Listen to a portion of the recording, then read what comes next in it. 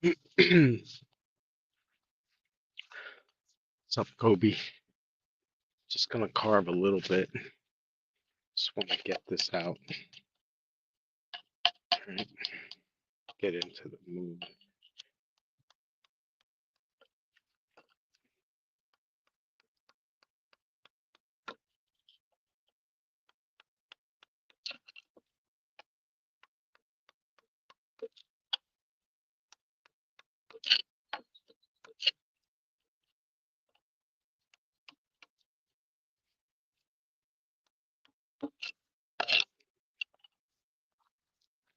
Kobe, hold on. Oh, hold on, Kobe. Excuse me. Oh, what's up, puppy? Okay. All right. If there's someone here, if you could tell me if the sound is on. Is there anybody? It doesn't matter.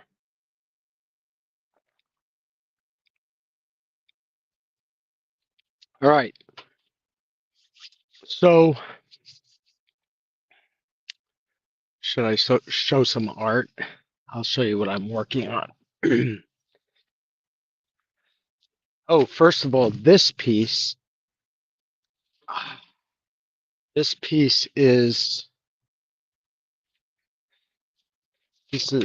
the Ascendant. I didn't realize I was going to be talking about Ascendant today, but I am. This is the Ascendant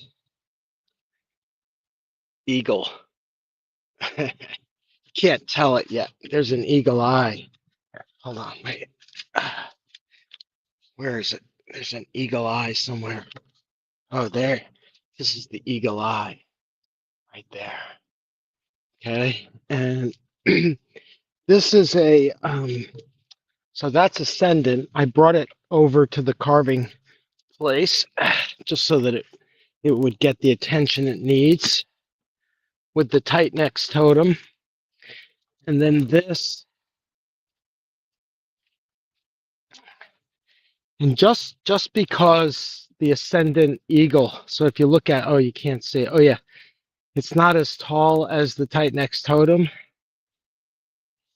It's sort of like the wood chooses me for the piece. And so that's the perfect Ascendant. It's a light being. It photographs so well. It's not a complete carving yet, but when I one of the ways that I make art with the carvings. Oh, this by the way is Ouroboros. That is really this piece makes me happy right here. See that? And this is it needs to be finished up, but all the rough shapes are done, and it's really cool. It's going to be, yeah, it's going to be amazing when it's done. I'm going to hang it up. It's going to spin like a propeller. Okay, so that's what I've been working on art-wise. Okay, not that anybody cares, but I do. It gets me creative. Oh.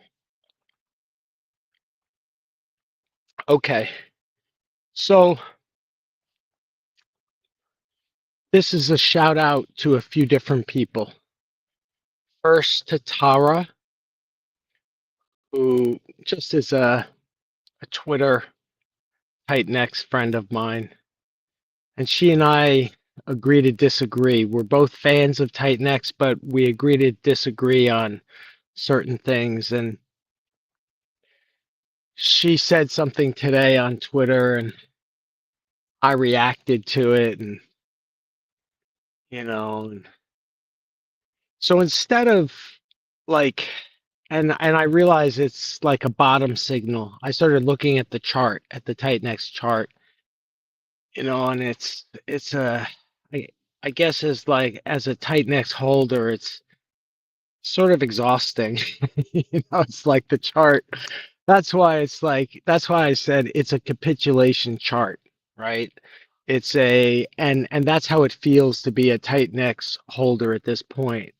Even people like me who aren't selling tight necks, right? It still feels like the freaking chart and the people and the everything have capitulated. So anyway, so Tara and I agree to disagree, and she basically thinks that the strategy utilized around disappearing was the right move given all the, I don't know, dissonance maybe in the Titanx community at the time. So maybe she's right, assuming it's a she. But shout out to you, Tara. You are like one of the really grounded, if you ever watch these things, one of the really grounded presences, been very consistent. And so instead of being frustrated with the absence of certain people and leaders, and I can cop to that. Typically, if I'm frustrated with a leader's absence, it's mean that the leader in me is absent, right? And so it's good. That's why I've been educated in school to speak truth to power and to challenge leadership. It's always been my job, right? Professionally, but also in life. And it's sort of what I get called to do in life. And so instead of like reacting and, and challenging, I thought, all right, well, what's the flip side of the frustration of the absent leader? The flip side is, I started to listen to the PTGC space today, and I thought, yeah, it's the top leader presence. And hold on one second. Yeah.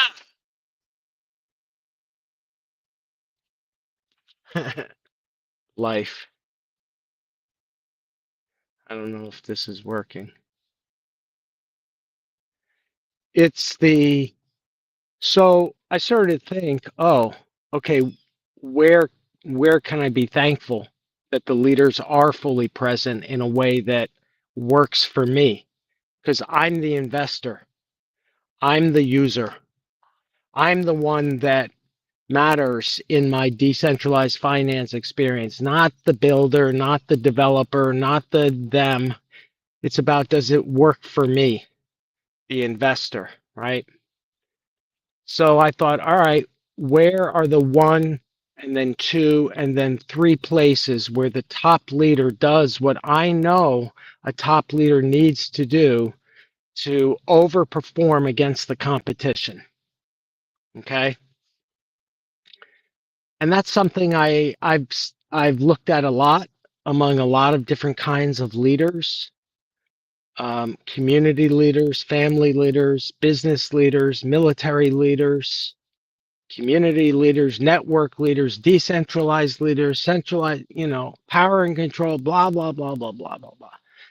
And the one thing that I know any enterprise needs from its top leader, the number one person, not the two, not the three, not the partnership, but the number one.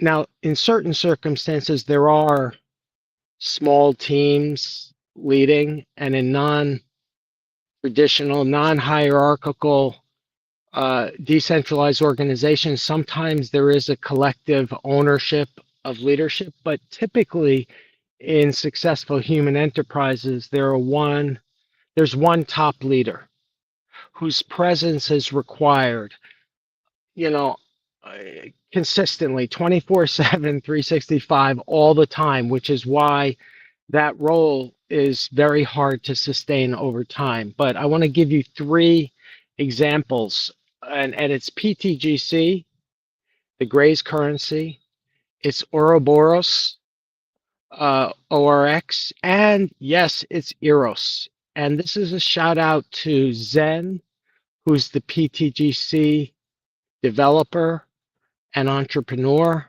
and innovator and inventor. Shout out to you, man. I mean, your presence for your community is off the charts. And what it does is it attracts like-minded, like-valued supporters and contributors. And so, in listening to this space, there are some consistent voices and presence there, right? Everyone knows that Zen is always there. Everyone knows that Prairie Banana that is there. Shout out to you. Everyone knows that Mondo is there. Shout out to you. Those three are, what I would call the power triad. Every world-class enterprise or team that I've ever seen has like this power triad, has a top leader and then at least two other people. That's the power triad. And if you have a triad in a leadership team, it's either going to be a drama triad, drama cycle, or it's going to be power, right? And so like that's why PTGC. So Zen, who's the developer and the founder and the inventor and the entrepreneur, has been consistent. And then surrounding that, then you have B Roots, right? And Ian. And whatever you think, but when you've got those guys, especially B Roots, just because I've known him and followed him for many years, and I know he's a performer, but he's also a fundamentally sound analyst and investor. And so when I see someone like him, like all in, right? And it's not just all in to be able to dump a bag. That's like superficial. So anyway, the presence of PTGC, in addition to the math, right? So the math and the code, without the math and the code, the presence wouldn't matter. But between the math and the code and the presence of the leaders, PTGC has built a machine and a growing power base. So shout out to that team, and you guys are killing it. And you make it very welcoming for newcomers. It's not always easy to understand as an outsider, like what's going on, but it is the kind of place that's willing to educate. And we see that PTGC outperforms in the chart. But the chart isn't just the math and isn't just the fees in the system and isn't just the liquidity web, it's the sentiment, right? And it's more buyers than sellers. It's incentivizing long-term holders, right? It's having a protocol and a culture that really builds consistently. That doesn't happen without the top leaders being fully aligned and being consistently present for their people. It just doesn't happen.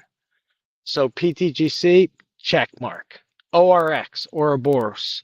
That is now these are all three different variations of the same theme of a top leader. And the last one, EROS, is very non-traditional. Okay, but this is a shout out to Peter, right? The EROS teddy bear, God King.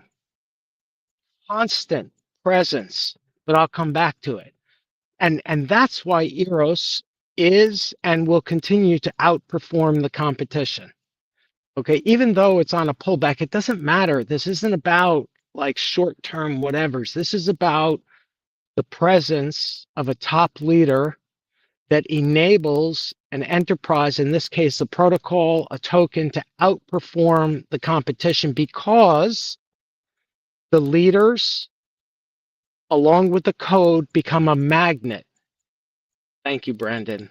I would include actually, Brandon, your presence for now that I see the connection between Morph and Morpheus and Switch and your business, your build business, your presence also is like will be the difference maker, because like in the crypto space, it's like there's so much competition, and even for me, like, what do I tell my friends and my family who call me and say, hey bro, what do I do now? Do I just say, hey, blindly go into this? No, I have to be thoughtful. What is going to outperform? Which is why I'm very comfortable actually sending people to PTGC, because I know it will continue to outperform, which is all we can ask. Outperform the competition. Same thing with ORX. And Brandon, I saw your stream today, and I appreciate your answer when someone asks you about Ouroboros, which you're like, look, I don't know enough to like even talk about it. That's freaking honest and humble and real, right? And I'll be honest too. I'm still learning about Ouroboros. And the thing about presence and leadership is that it's painful. Like Shadowy, who's the Ouroboros developer, is a magician. Why? Because he's a one-person operation. He is the inventor, the developer. He manages all the communications in Telegram. He's 24/7 available for his community. It's just, and these are the qualities of these operational leaders. The operational leaders are the ones who make shit happen in startups, right? Or in the field of operations, right? These are the humans who actually facing reality. All right. So Morpheus is in the house and Switch is in the house. Good to see you guys. Erwin, shout out. Your art and your presence is off the charts. Actually, between the two of you, your presence has been nonstop, right? Which is why Morpheus outperforms the competition, right? Boom, exactly. So, and I really feel good about including Morph and Switch in this because of this thing about presence, which is like, so in the realm of crazy competitive business place and like so many choices for the consumer, for the investor, for the human, it's like we really have to stand out. So let me talk about Ouroboros for a minute, and then I'll go to EROS and why EROS is like, it's the underdog here because it was a gift and then, you know, people like wrote it off. And I always like underdogs. I like, and I also like, even though I can talk now, I like people that don't talk a lot. I'm part of the reason why I talk is because as a kid I couldn't talk, and so I had to fight. Okay, when people realized I couldn't talk, right? So, yep, still got my airdrop. Right on. Yeah, still got my airdrop too. So, okay, so Ouroboros, why does Ouroboros outperform the competition? Now, Ouroboros is in a little pond right now. So when I'm saying outperforming the competition, it's really just in its ratio with Titan X. The chart, the ratio with Titan X, but also it's outperforming like the competition in that this is a one-person operation that has built product market fit in an incubator of Titan X, and it's ready to scale. That's the amazing thing, is that this one person supported by a very strong supportive, oh yes, a brief rundown of OB, of Ouroboros. Okay. So Ouroboros is the code is a fork of Liquidity, so LUSD. So the heart of it is a multi-collateral stablecoin protocol that's built on the Liquidity protocol. Okay, what's different about Ouroboros? Liquidity is for one asset for Ethereum, right? Just like on what is it? Liquid loans on Pulse Chain is for one asset. So what Ouroboros is multi-collateral. So in Titan X, we've got Titan X and Dragon X that are the collateral assets that then we can borrow against. So I have staked my Titan X in Ouroboros and I borrow against it and I get USDX. Okay, so that's one of the functionalities. And as it grows, there will be multi-collaterals. Is designed for small mid-cap assets, volatile assets. And so Shadowy's innovations are really the healthy way to build a borrowing and lending protocol. Okay, so it's a borrowing and lending protocol with multi-collateral assets. And that's actually how the scale is going to happen. So that's the core protocol is the stablecoin protocol, and the stablecoin is USDX, and the only way to create it is to mint it out of the collateral asset. Yes, it's an algorithmic stable, right? It's a collateralized stable, right? It's a collateral backed stable coin. Right. And so that's why, like in the Genius Act, for example, it's not and I would prefer us not even calling it a stable coin. It's a stabilizing asset that we have that is the result of collateral that's backing it. And so, yeah. And so exactly, it's a collateralized stable coin, and the innovation of it is it's a multi-collateral stable coin. So we could see 10 different collateral assets by the end of the year, right? And that means more total value locked. It means more loans. It means more fees in the protocol. And so that's the core of Ouroboros. The other thing that's launching soon, Brandon and anyone else, is what we call the universal staking module. I don't know exactly what it is, but it's a staking platform that's going to be attached to the Ouroboros protocol, right? And it's a yield generation machine, basically. And I think there will be single side staking for the ORX token, right? And so ORX token is the fee sharing token, right? And so what we're going to see pretty soon is what are going to be the yield opportunities associated with ORX. We're starting to see what the opportunities are with USDX, but that's still early too. Right now, we can stake our USDX in the backstop pool and basically make vesting ORX, which is what I tell my family and friends who don't want volatile crypto, but they want to figure out how to use stable coins. I tell them to go into the USDX backstop pool because it's a stable asset, and where basically the yield is vesting ORX. That takes 365 days. So anyway, so that's ORX in short. There's two tokens, right? The ORX token, which is cap supply. It will be very scarce, and right now it's still in the distribution phase, right? And so it's still being distributed. There's still inflation, and at the end of the day, we'll probably have between 300 million and 500 million ORX tokens, just depending on how much of it gets sacrificed.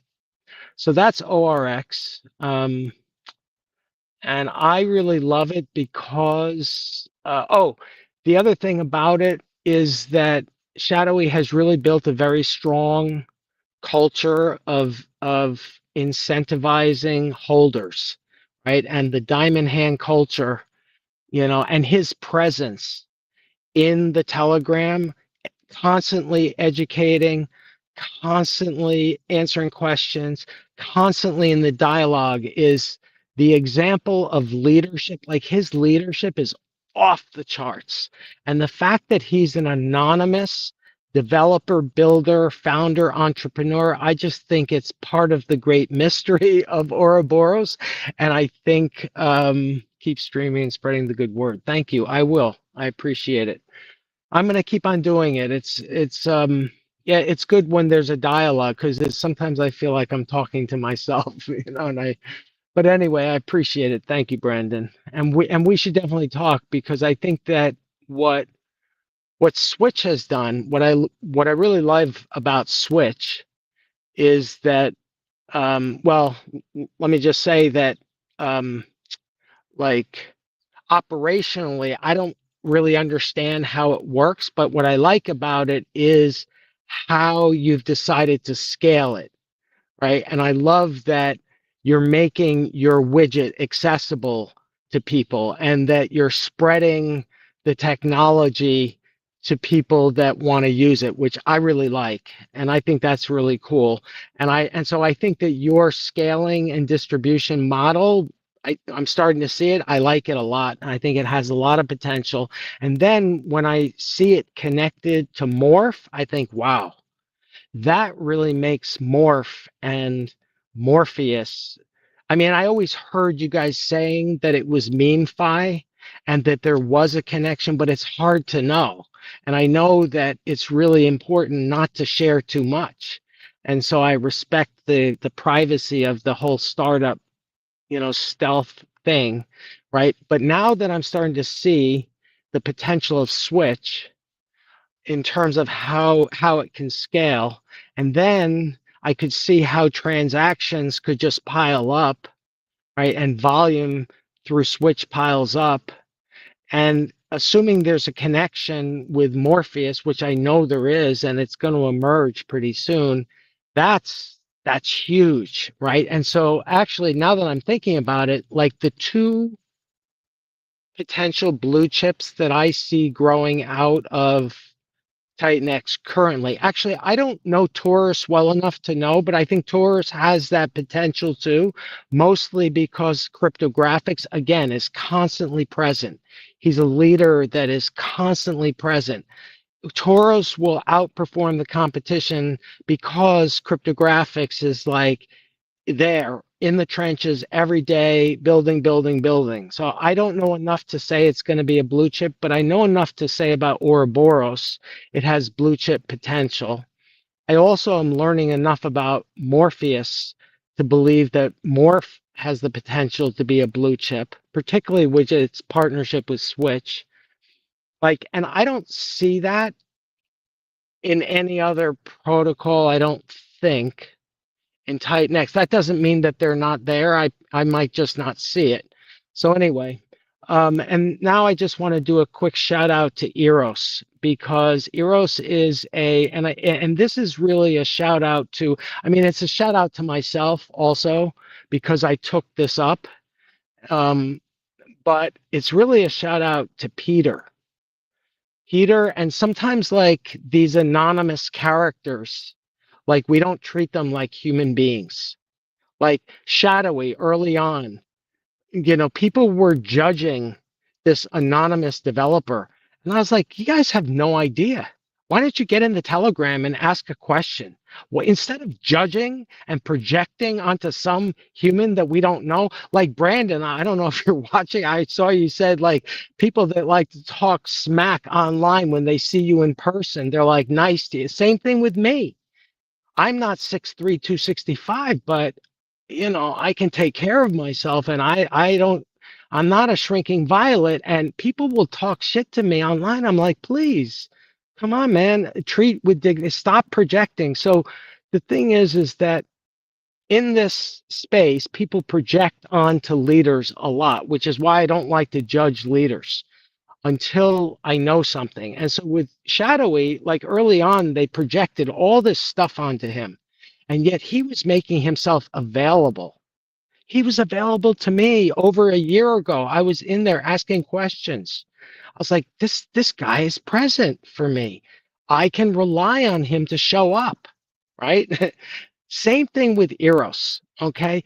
Like, and this isn't about Peter's style or his intelligence but this is the only reason, other than the contract and the fact that I had gotten an airdrop, the only reason why I considered taking up EROS as a community project and a personal challenge, the only reason, other than the fact that I liked the protocol, I love PTGC protocol, and I knew EROS was a fork of that. And so I knew it, and I was already had it, and I was willing. But then we had this guy, Peter, who is relentless. A relentless student of the game, a relentless crypto investor in the game, a relentless educator, a relentless judge and critic, relentless, right? And I was like, damn, this guy is relentless. And that's why I decided I'm going to do it. I'm going to start buying EROS at the lows because I like the protocol. There's no humans in charge. This is like a DeFi dream for me. There's no humans in charge. I really love humans, but I also know that most leaders are corrupt. Okay? Most leaders are corrupt in the military, in business, in communities, in families. It's sad to say, but power in leadership corrupts us. Right? It does. It doesn't mean this is why spiritual leaders sometimes get corrupted, but this is why spiritual disciplines are so important, whatever the discipline is, because it prevents us from like the baser animal instincts. So Eros is a good example of like, and I'm not attached to any of this, but I like the challenge and the presence of the top leader. And Peter always says, it's not my thing. And I know he didn't invent it. He just adopted it and he's the number one holder. Some people are selling me, oh, Peter's going to dump on your head. I'm like, please. I'm like, first of all, it was my first conversation with him. I was like, dude, how are you going to exit? How are we going to build liquidity? How are we going to make it sustainable? Because I don't want to pump and dump, man. I don't want to do it. And he was like, oh, here's our strategy. You were going to dollar cost average in and then dollar cost average out. And I'm going to educate people. And yes, I'm the number one holder, but here's what I'm going to do. And so it's on me to either accept that or not. I was like, cool, I like that. So, but the point is, it's the presence of the top leader. Without Peter, even if I were to continue to do this, EROS would disappear. Now, EROS would survive because it's fully automated, fully permissionless. It's totally decentralized. There's no humans in charge. My EROS tokens that are now staked and locked are an LP. It may decrease in value, but it's going to still be there, right? And that is my worst case scenario with EROS. So I put in $1,000 or $2,000 or whatever I ended up putting in, right? I put that in dust, right? But the only reason why I did it was because I liked the math. I like the math. I like the math. I like that it's going to be very scarce. And then I like that this guy, Peter, who's an anonymous brain and consistent presence when I ask questions and when I need guidance and when I need a thought partner, he's always there. And that's been that way for 12 weeks since he reached out to me. So when somebody is in the trenches with me like that, and it's same thing with Erwin. I realized with Erwin, like he's there, he's present, right? I can rely on him being there. That's what I need for my investments. Okay. And so after this bull run, after the last bull run, I learned my last bull run lessons, my current bull run lessons that I'm learning two things. One is real yield, not inflationary yield. That's like the big challenge for me right now. The second one is like the culture of the leaders in the enterprise. Like I always knew that was important. Like professionally and personally, I've always known that. I've worked in the leadership realms for like too long. Okay. And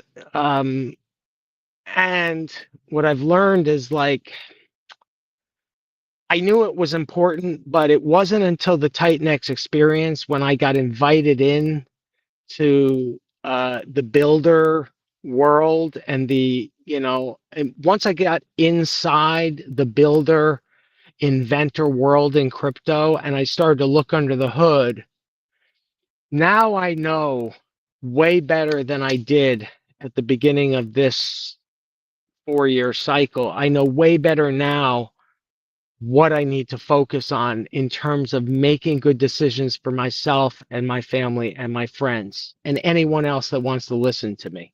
Okay. Because for me, I'm totally transparent here, is that I'm being brutally honest. I'm doing this as if no one else were listening. I'm doing it so that I can do justice to what I'm learning, and also hold myself accountable. And if others need to be held accountable, in a constructive way, do constructive accountability and open dialogue, and or open the possibility of dialogue. So, so EROS, and I love that it's so interesting. The tight necks people don't want to hear that word. Pulse chain is very different. Pulse chain is very different about EROS. People are very curious about EROS on pulse chain. You know, like there's a natural, it's not competition. Yeah, there's natural competition, I would say, in the marketplace when there are newcomers who come in, right? Um, but so EROS doesn't really have any competition. So I feel like we're competing against ourselves. And so I feel like we're overperforming against ourselves. And I took like 2 weeks off. So my presence, I realize, is very important for EROS. And that's actually what Peter said to me. He was like, look, man, if I keep on marketing and you can do what Prairie Banana does for PTGC. I said, well, I can't do what he does. He's him. He was like, I know, but just do it in your way. He said, but he said, the point is that Eros would need somebody who's actually has a consistent presence, educate. He's like, you don't have to sell anything. Just educate. Talk about what you're doing. See, okay. So I was like, oh, okay. And so I actually took on the challenge mostly because I'm an introvert, and left to my own devices, I'll just carve wood or put on my headset and talk to clients and make believe like it doesn't matter what I'm learning, in crypto, right? Even though people that know me think that I'm not an introvert, I am. I'm very shy. I'm very introverted, and I prefer to carve wood than sometimes deal with humans. But anyway, what was I saying? So Peter said to me, hey, so I realized that when I'm consistently educating, like people in tight necks don't like it. Okay, but it's okay. Because they're also curious, but they don't like it because it sort of seems like some abandonment or something. Some like, oh, you're leaving us. I'm like, dude, it's a freaking like tight necks airdrop. Chill out. It's like it's a gift to all of us. Like, what's the problem that I want to sort of make it work on Pulse Chain? I don't get the problem, but that's sort of worn off. People have gotten over that. But on Pulse Chain, people are really curious about it, and we're going to overperform because of the scarce supply and because we're building a diamond hand holder group at the top, right? This is like non-traditional approach, but I see how it works for small assets that want to outperform the competition, like the Fitzgerald Company, TFC. Shout out to you. Same thing. Diamond hand holder group at the top. People are like, oh, 3 people own everything. Well, okay, maybe they have high integrity. Maybe they're staking their reputation on it. Maybe, like he said, it's a spiritual practice for him, and his construction business is backing it, and his church understands it. Exactly. Benjamin is a legend, right? And actually, I'm modeling how I'm thinking about EROS based on that, because now they have the advantage of starting fresh, of having like starting a community fresh. And so that's why they're killing it, and they will outperform the competition. And his presence is off the charts, right? And smart and ethical, and you know, and also they're building a diamond hand holder group. And I'm like, oh. And Peter said the same thing to me. He's like, look, that's the key. And I didn't realize how important that is, especially in small assets. I knew it, but I didn't realize it. And so, yeah. So anyway, okay. Yeah. Benjamin is a legend. And the Fitzgerald Company token is going to be one of the serious stores of value. I don't know how it's going to be around as long as that business and that community keeps on doing the culture and being present with the values of the Fitzgerald Company. It's amazing, right? And so I would include that as another one. What else would I would say? Who else shows up? Who else shows up and is a legend just in their relentless presence? Oh, Shadowy. Shout out to Shadowy, seriously. And shout out to Peter too. You're relentless, and I respect it. And you're also really smart. And your ideas, as you say, your ideas are free, and people are free to do whatever they please. That's why I like you and respect working with you on this. Is because you encourage my freedom. I encourage your freedom. It's all good, right? Okay. Builder Lee, yeah, that's the other one. Builder Lee is and actually this is carved on this is I'll show you. This is Builder Lee and Sal Vega. That's these guys right here. These guys and their families, and I call this light beings, right? This is the light being ones. So Builder Lee, Builder Lee. Yeah, let's go, man. Erwin, yeah, it's fun having you here. I appreciate your presence. Builder Lee, like his consistency is amazing. And he's really, and he's anonymous too, but I consider him a friend, right? Because we are in a dialogue. It's not a spoken dialogue, but it's a written dialogue, and it has a lot of depth and a lot of respect and a lot of mutual give and take, right? And agreeing to agree and agreeing to disagree. And so so Builder Lee, and actually that's actually why I still hold Ascend NFTs. Really, because I realize this, I invest in people, right? And teams, because I know that without the people and teams to drive the protocol, even the best decentralized protocols fail, right? This idea that the machines can take over is a fantasy. They can't yet, okay? People say that these AI and the machines are going to take over. I'm like, please, no, that is not going to happen.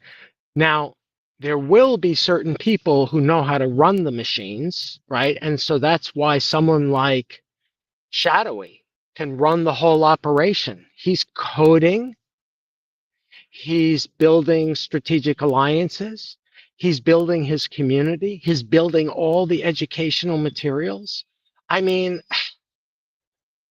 and okay, so Builder Lee, and part of I connect Builder Lee and Shadowy because, and this is the other thing, if Brandon's still listening, probably not about Ouroboros, but the thing is about Ouroboros is it has attracted people that want to transcend the PvP, the person versus person thing, like to transcend, like to and that's Builder Lee and Warrior Soul. Those guys want to transcend, like it's all like it's like all there's got to be a winner and a loser. thing. No, actually, there's a way to expand the pie. Not everyone can win all the time. That's not the point.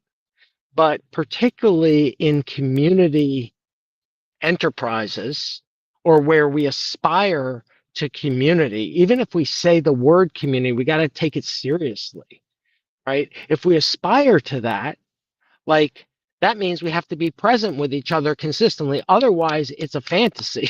It's a fantasy.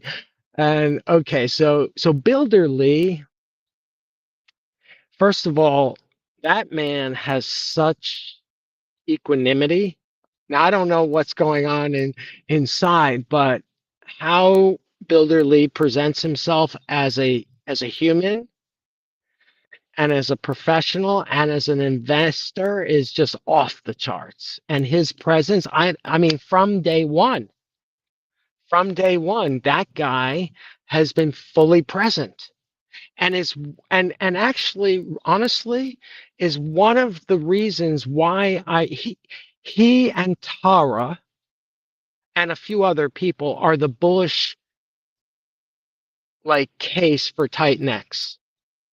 I was thinking today, what's like make the bullish case for Titan X? Make it. Support what you like or it will go away. For sure. That's exactly right. Mm, that is exactly right.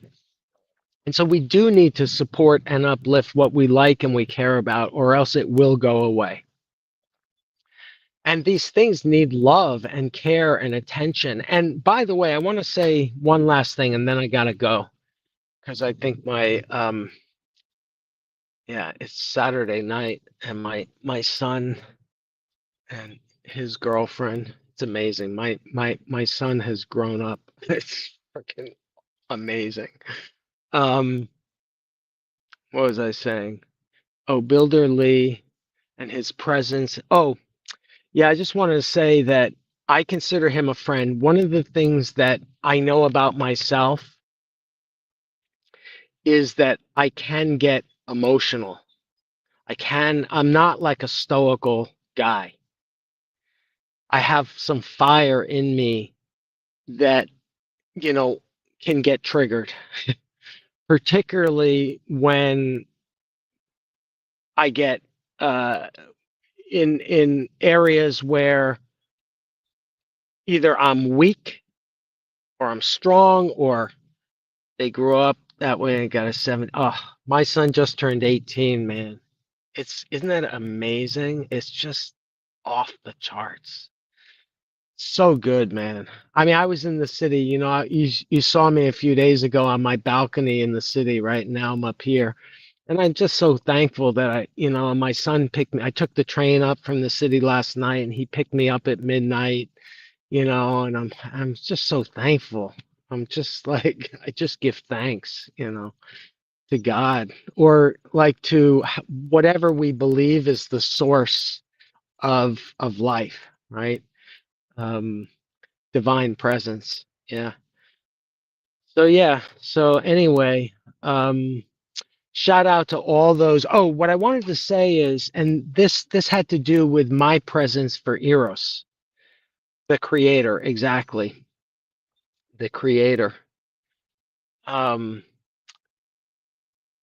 yes. And I do believe that the creator is inside each of us, which is why I have come to learn that each of us is a divine creature. And it's why even though I may hate or may receive hate, like I've got to morph that into love because everybody, even my enemies, are divine creatures. I know that's a controversial view, but I've come to it after being in, I don't know, I guess enough war zones and enough freaking battles to know that it's not all about the battle. So yeah, so a shout out to the one thing. So I had to take a few weeks off. First of all, 100% he made us in our image. Yeah, exactly. That seems to be right. That seems to be the beautiful, like how we manifest the divine is that, right? So yeah, man. What I wanted to say is I realize how hard it is, which is why I have a lot of compassion on leaders. Part of the ability, part of my reason, I've become I think in my professional life, I was naturally in positions of leadership. And also as an athlete, people used to choose me as like the captains. And I didn't know why, but I realized that I was a silent, like assassin, right? I was like, I didn't talk because I was a stutterer, okay? But I was a silent assassin, okay? And so I realized that people chose me for that. Okay. And the point is that, um, and really for the last 18 years, I have led my family and I've been my father's, I mean, my son's father. So that's like, I've learned leadership again as a family man, right? And leading a family. And that's a whole different style of leadership, right? Than I've done professionally. So anyway, the point is that I had to take some time off from the consistent message about anything about Eros because I didn't have it. And so I just want to do a shout out to any leader that's feeling like I had felt, which is I just don't want to show up. I don't want to show up for those motherfuckers. I don't want to do it. Right. And so I think so it's just some compassion on these people who either have the A personality or the alpha archetype or whatever it is that I feel like I have to constantly show up and be present. So it's not easy. It sucks. And particularly if the universe isn't being reciprocal, right? And typically for leaders, whatever we put out is the vibe that we get back. Like our leadership is whatever we put out is what we get back. And so that's why sometimes leadership is pretty humbling. For people that are self-reflective, it's very humbling because when we put it out, we get a mirror back of the good, the bad, and the ugly, right? Anyway, peace out to you all. Thank you for, you know, especially Brandon and Erwin. Thank you for saying hi and entering the dialogue. Peace to you.